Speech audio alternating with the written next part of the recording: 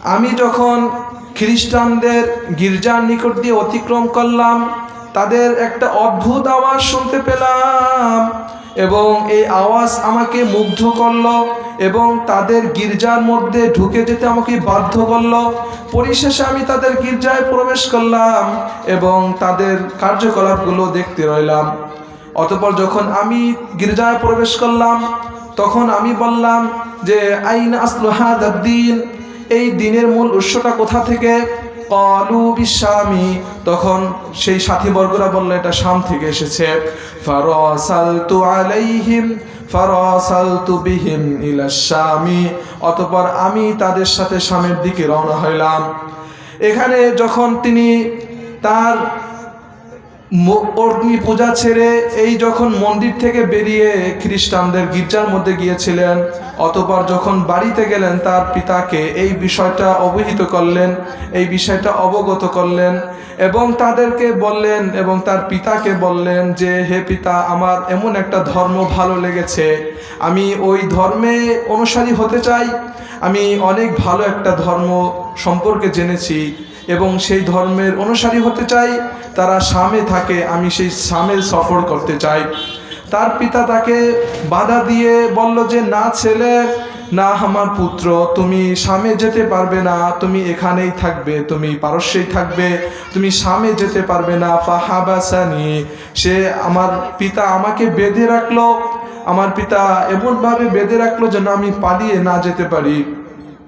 এই সময়ের মধ্যে আমি সেই খ্রিস্টান সাথীদেরকে বিভিন্ন সংবাদের মাধ্যমে তাদেরকে জানিয়ে দিলাম যে আমি অতি শীঘ্রই তোমাদের সাথে যুক্ত হব, আমি অতি শীঘ্রই তোমাদের কাছে আসতেছি। যখন আমি তোমাদের কাছে আসব তখন তোমরা আমাকে বরণ করে নিও এবং আমি তোমাদের সাথেই থাকতে চাই। এরপর পর্যায়ক্রমে তিনি সুযোগ বুঝে তিনি সুযোগ খুঁজতেছিলেন যে কিভাবে আমি আমার বাড়ি থেকে বের হব। তার বাড়ি চারপাশে দেওয়ালের প্রাচীর ছিল, খুব ভালোভাবে পাহারাদার নিযুক্ত ছিল যেন তার সন্তান ঘর থেকে বের হতে না পারে, কেননা তার পিতা এলাকার একজন লিডার ছিলেন, এলাকার একজন নেতা ছিলেন। এরপর তিনি সুযোগ বুঝে সকলের চোখকে ফাঁকি দিয়ে তিনি ওই তার বাড়ি থেকে বেরিয়ে শামের উদ্দেশ্যে রওনা হইলেন। অতঃপর যখন শামে গিয়ে পৌঁছানোর পর তারা যে খ্রিস্টান সাথীরা ছিল তাদের সাথে কথোপকথন করলেন এবং তারা তাকে সত্যের দিকে উদ্বুদ্ধ করতে রইলেন এবং তারা সত্যের দিকে তাকে আহ্বান করতে রইলেন এবং তাদের ধর্মের যেই সততাগুলো রয়েছে এইগুলো তার কাছে ফুটিয়ে তুলতে রইলেন এবং তার কাছে সব কিছু আলোচনা করলেন। পরিশেষে সে খ্রিস্টান ধর্মে দীক্ষিত হয়ে যায়। তিনি একজন বিজ্ঞ পাদ্রীর কাছে ছিলেন, বিজ্ঞ আলেমের কাছে ছিলেন, অর্থাৎ যারা খ্রিস্টানদের মধ্যে বড় কোনো বিজ্ঞ ব্যক্তি হয় তাকে খ্রিস্টান পাদ্রী বলা হয়। খ্রিস্টান পাদ্রী বলা হয় বর্তমান সমাজে পোপ বলে। তো এই পাদ্রী তাকে বিভিন্ন জনের কথা বলতে রইলেন যে আমি যদি মারা যাই তাহলে আমি তোমার কাছে আরেকজন পাদ্রীর কাছে হস্তান্তর করব, আমি তোমাকে এইভাবে তুমি যেন সত্য ধর্মটা দেখতে পারো এবং সত্য ধর্মে দীক্ষিত হতে পারো। পর্যায়ক্রমে তিনি যখন এক পাদ্রীর কাছে রইলেন, সেই পাদ্রী যখন মারা গেল সেই পাদ্রী অন্য এক পাদ্রীর সন্ধান দিল। এইভাবে পর্যায়ক্রমে সে ধারাবাহিকভাবে চলতে রইল। সে বিভিন্ন পাদ্রীর কাছে গেল, শেষ পর্যন্ত গিয়ে এক পাদ্রী বলল যে এই ধর্মের, আমরা যে ধর্মের উপর রয়েছি এই ধর্মের থেকে আর কোনো ধর্ম সঠিক নেই, তবে শেষ নবীর আগমন ঘটবে, সেই শেষ নবী যে মদিনায় হিজরত করে আসবে, যে আরব দেশে আসবে এবং তার কিছু গুণাগুণ বর্ণনা করে দিলেন। তিনি এখন সেই শাম থেকে মদিনায় কিভাবে সফর করলেন। হযরত সালমান ফারসি রাদিয়াল্লাহু তাআলা আনহু বলেন, আমি সেই পবিত্র মক্কা ভূমির উদ্দেশ্যে মদিনার পথে রওনা হলাম। পথিমধ্যে এক ব্যক্তি আমাকে গোলাম হিসেবে ধরে নিয়ে গেল এবং অন্য এক ইহুদি ব্যক্তির কাছে আমাকে বিক্রি করে দিল। হযরত সালমান ফারসি রাদিয়াল্লাহু তাআলা আনহু বলেন যে আমাকে যখন বিক্রি করে দিল আমি ইহুদির গোলাম হয়ে গেলাম। ইহুদি আমাকে মদিনায় নিয়ে গেল এবং আমি সেই ইহুদির কাজ করতে রইলাম। আমি যখন মদিনায় পৌঁছলাম তখন আমি বুঝতে পারলাম এটাই আমার সেই কাঙ্ক্ষিত দেশ, যার কথা আমার পাদ্রী আমাকে বলেছিল, এবং সাথে সাথে সেই শেষ নবীর কিছু আলামত বলে দিয়েছিল যে শেষ নবী কেমন হবে এবং তার কি বৈশিষ্ট্য হবে। শেষ নবীর কথা বলতে গিয়ে ওই পাদ্রী বলেছেন যে তার 1 নম্বর সিফাত হবে তিনি কোনো সৎকার মাল খাবেন না। 2 নম্বর সিফাত হবে তাকে কেউ হাদিয়া দিলে তিনি হাদিয়া গ্রহণ করবেন। 3 নম্বর সিফাত হবে তার পিঠের মধ্যে একটা মোহরে নবুয়ত থাকবে যেখানে লেখা আছে মুহাম্মাদুর রাসূলুল্লাহ। এই 3টি আলামত দেখে তুমি বুঝতে পারবা এই হলো সেই নবী যিনি হযরত ইব্রাহিম আলাইহিস সালাতু ওয়াস সালামের ধর্মকে জীবিত করেছেন, তিনি পুনর্জীবিত করেছেন হযরত ইব্রাহিম আলাইহিস সালাতু ওয়াস সালামের ধর্মকে। এইভাবে তিনি মদিনায় এসে এই খোঁজ খবর নিতে রইলেন। তিনি ওই ইহুদির কাজ করতেন, তার গোলাম হিসেবে তার কাছেই থাকতেন। এমনিভাবে একদিন তিনি সংবাদ পেলেন যে আরব দেশে এক নবীর আগমন ঘটেছে, এক নবীর আবির্ভাব ঘটেছে। এভাবে যখন তিনি শুনতে পেলেন তখন তার অন্তরে একটা প্রশান্তি লাভ করলো যে আমি যেই উদ্দেশ্যে মদিনায় এসেছি, আমি যেই উদ্দেশ্যে মক্কায় এসেছি, আমি সেই উদ্দেশ্য বাস্তবায়ন করতে সফল হয়েছি।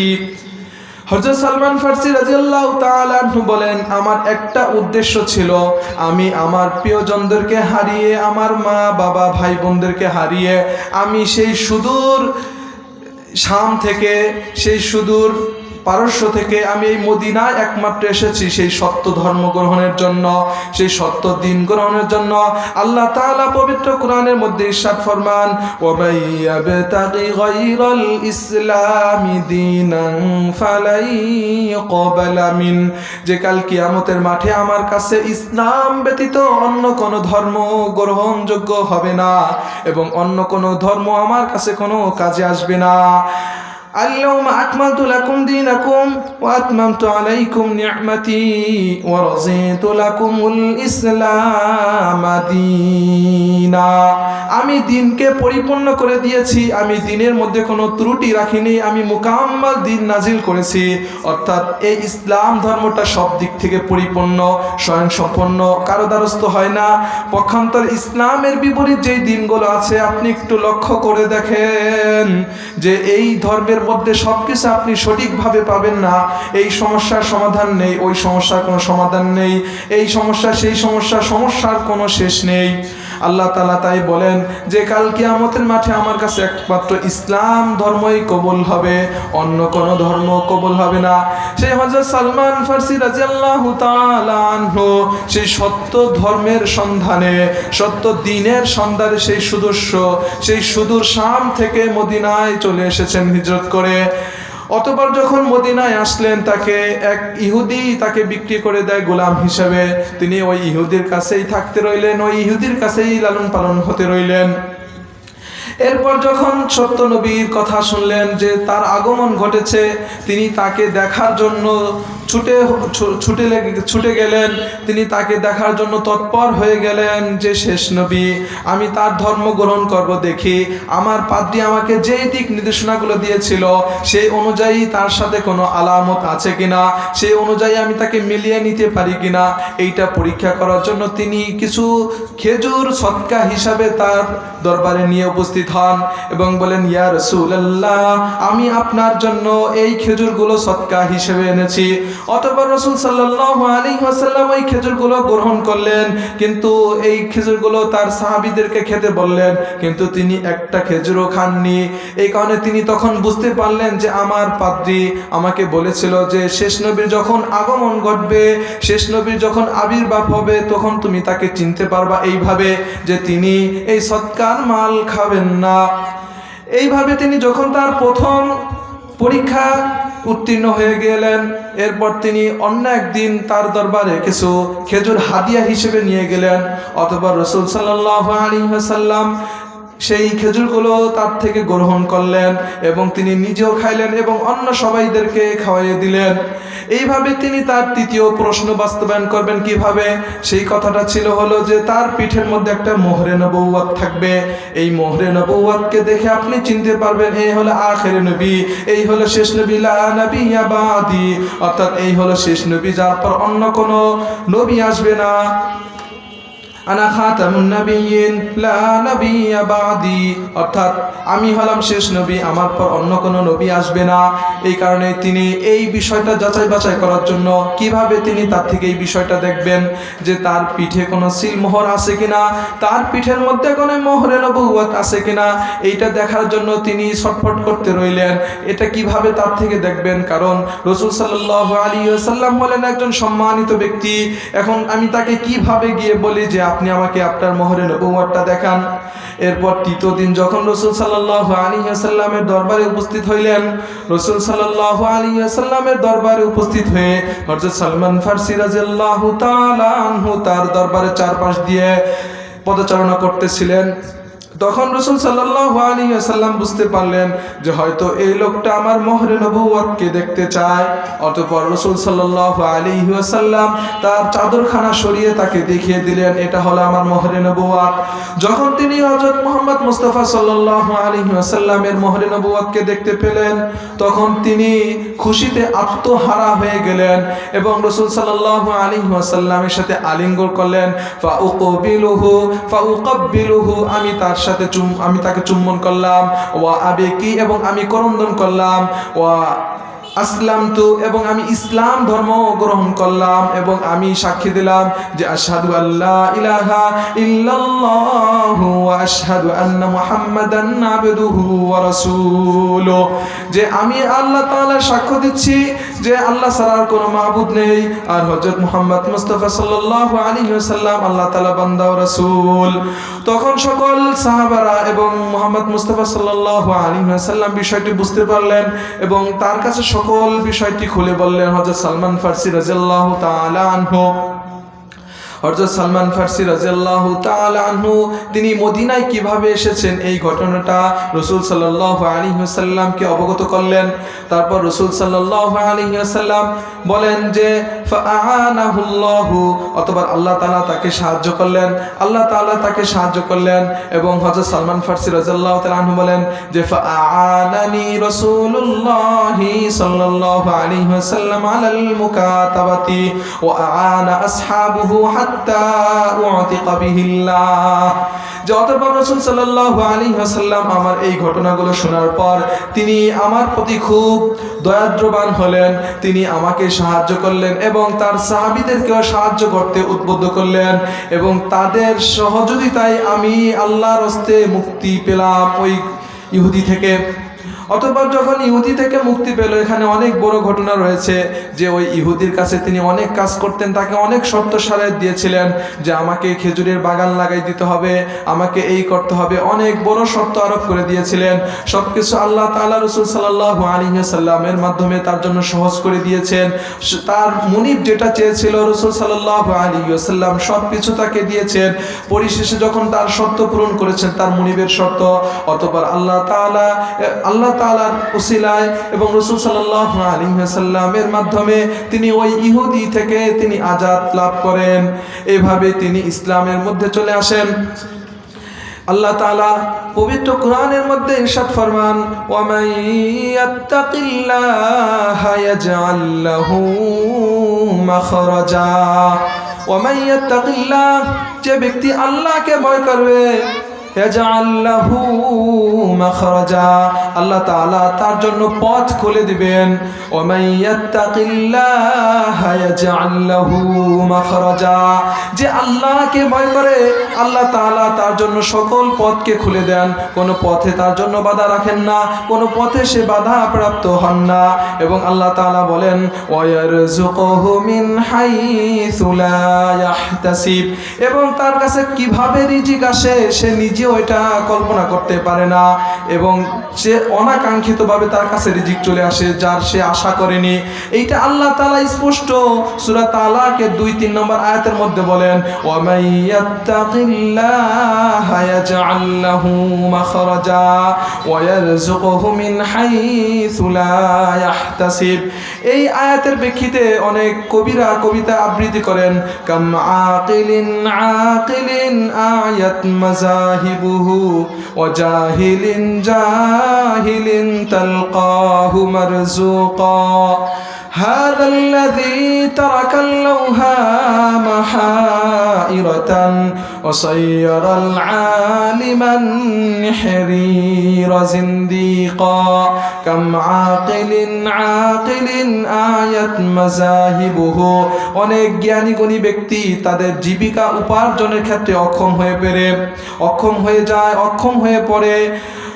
জাহিলিন তালকাহু মারজুকা। আর অনেক মূর্খ ব্যক্তি রয়েছে, আল্লাহ তাআলা তাকে প্রচুর পরিমাণ রিজিক দান করেন, যে সেটা অনুভব করতে পারে না যে এই রিজিক কোথা থেকে আসলো।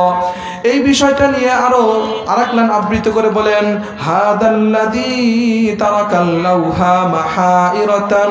অর্থাৎ এই সকল বিষয়গুলো, আল্লাহ তাআলার এই নীলা খেলাগুলো মানুষের মধ্যে একটা সন্দেহ সৃষ্টি হয়ে যায় যে এটা কেমন হলো, যে এক ব্যক্তি, যে জ্ঞানী ব্যক্তি সে পাচ্ছে না, আর যে মূর্খ ব্যক্তি সে পাচ্ছে। এই বিষয় নিয়ে মানুষ পেরেশানিতে পড়ে যায়। হাদাল্লাযী তারাকাল লাউহা মাহাইরা ওয়া সায়্যারাল আলিমান নিহরিরা জিন্দিকা। আর বহুত বিজ্ঞ আলেম, বহুত জ্ঞানী গুণী, তিনি সন্দেহের মধ্যে পড়ে যান, তার মধ্যে পেরেশানিতে কাজ করে যে এটা কিভাবে হলো। তাই আল্লাহ তাআলা একটা নীলা খেলা, যে ওয়া মাইয়াত্তাকিল্লাহা ইয়াজআল লাহু মাখরাজা। যে ব্যক্তি আল্লাহকে ভয় করবে, আল্লাহ তাআলা তার জন্য সকল পথকে সহজ করে দিবেন। যে আল্লাহ তাআলার পথে চলবে, আল্লাহ তাআলা তার জন্য সকল পথকে সহজ করে দিবেন। যে আল্লাহ তাআলার ধর্ম গ্রহণ করবে, আল্লাহ তাআলা তাকে কাল কিয়ামতের মাঠে জান্নাতের মধ্যে দীক্ষিত করবেন, তার ঠিকানা জান্নাত হবে। আর যে ব্যক্তি ইসলাম ধর্ম গ্রহণ করবে না, তাকে আল্লাহ তাআলা জাহান্নামে পাঠাবেন। আমি আরেকটা আয়াত তেলাওয়াত করেছিলাম, আল্লাহু ওয়ালিয়ুল্লাযীনা আমানু ইউখরিজুহুম মিনায-যুলুমাতি ইলান নূর। যে আল্লাহু ওয়ালিয়ুল্লাযীনা আমানু, যারা ঈমান এনেছে আল্লাহ তাআলার প্রতি, রাসূলের প্রতি, যারা কালেমা পাঠ করেছে এবং ইসলাম ধর্মে দীক্ষিত হয়েছে, আল্লাহ তাআলা বলেন যারা ঈমানদার, যারা মুমিন, আমি তাদের অভিভাবক। আর আল্লাহ তাআলা যখন কারো দায়িত্ব নিয়ে নেন, তখন তার ওই বান্দার কোনো পেরেশানি থাকে না, কোনো হয়রানি থাকে না, কোনো চিন্তা থাকে না। আল্লাহ তাআলা তাকে লালিত পালিত করবেনই, এটা তার আশা।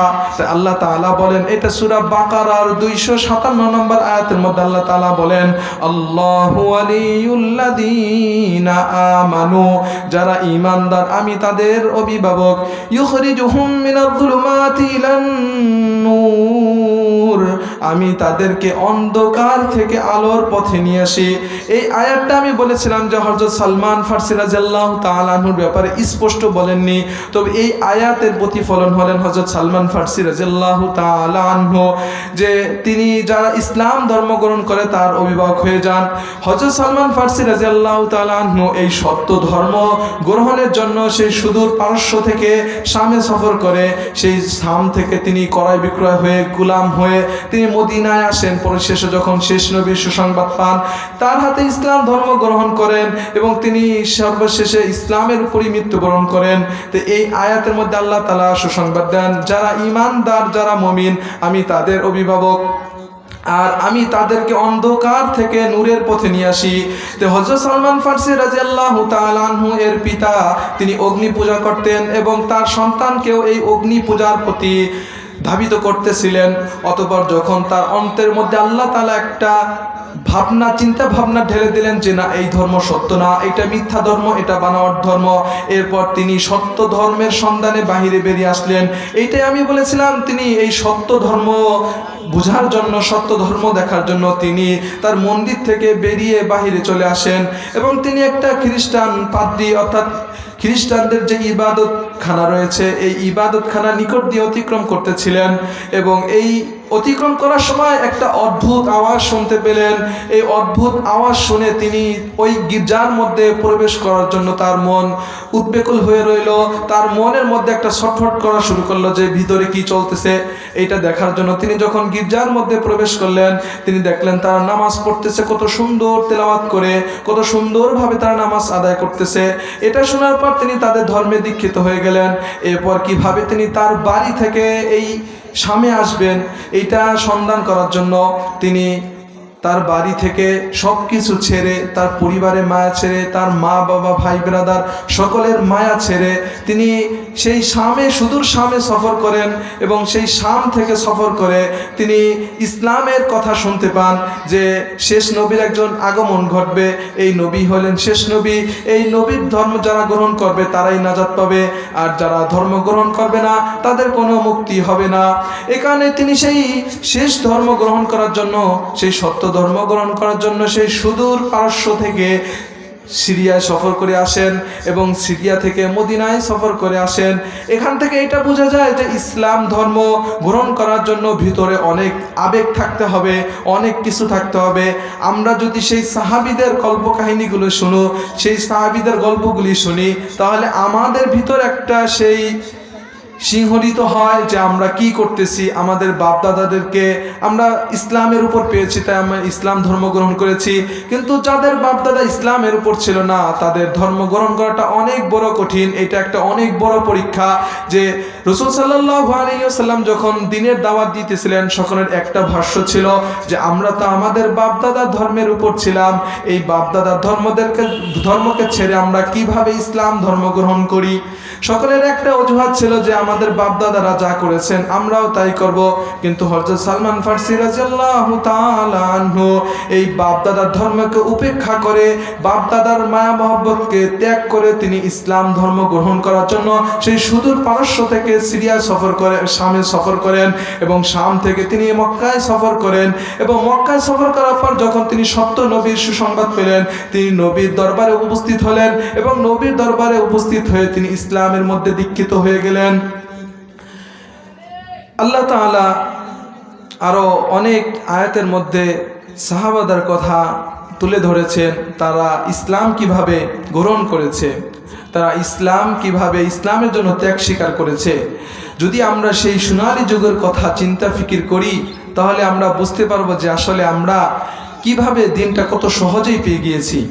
আর যদি আমরা ওই তাদের কথা দিকে লক্ষ্য রাখি তাহলে আমাদের এটা বুঝতে হবে যে আসলে তারা কত কষ্ট করেছে, কত পরিশ্রম ঝরিয়েছে, কত কিছু ত্যাগ করতে হয়েছে। এইভাবেই ইসলাম ধর্মে যারা দীক্ষিত হয়েছে, ইসলাম ধর্ম যারা গ্রহণ করেছে তারাই কাল কিয়ামতের মাঠে নাজাত পাবে। আর যারা ইসলাম ধর্ম গ্রহণ করবে না তারা মুক্তি পাবে না, তাদের ঠিকানা হবে কি? জাহান্নাম। তারা জাহান্নামে থাকবে, সেই চিরস্থায়ী জাহান্নামে থাকবে, খালিদিনা ফিহা, অর্থাৎ সেখানে তারা চিরস্থায়ীভাবে থাকবে, সেখান থেকে তারা বের হতে পারবে না।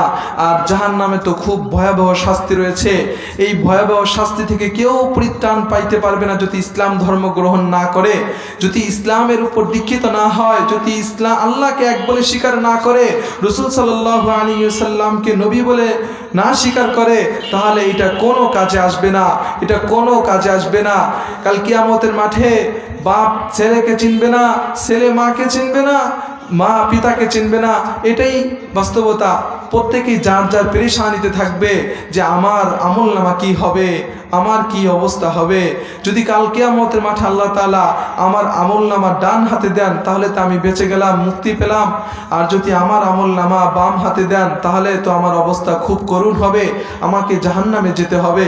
তাই কাল কিয়ামতের মাঠে যদি আমাকে আমলনামা বাম হাতে দেয় তখন তো আমি বলবো হায় আফসোস, হায় আফসোস, যদি আজ আমি মাটি হয়ে যেতে পারতাম, যদি আজ আমি পশু পাখি হয়ে যেতে পারতাম, তাহলে আমার আজ কোনো হিসাব নিকাশ হতো না।